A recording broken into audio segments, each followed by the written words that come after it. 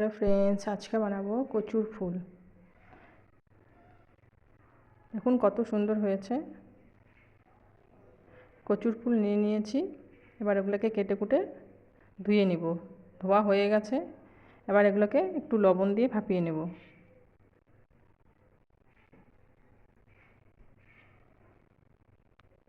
ভাপানো হয়ে গেছে, আবার জল ঝরিয়ে নেব।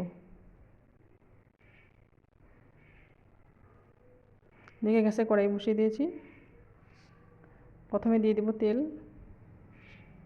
একটু গোটা জিরে আর ধুয়ে রাখা শুকনো মাছ দিয়ে দেব।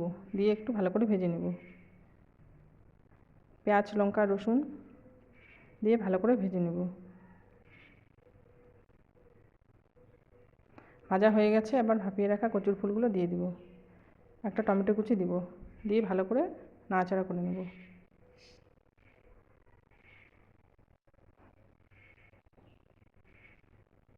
স্বাদ মতো লবণ, হলুদ দিয়ে আর একটু ভালো করে ভেজে নেব। এবার জিরা গুঁড়ো, ধনে গুঁড়ো, লঙ্কা গুঁড়ো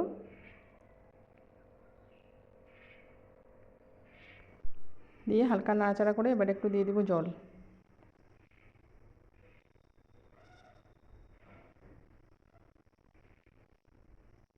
জল শুকিয়ে গেছে, এবার আমার কচুর ফুল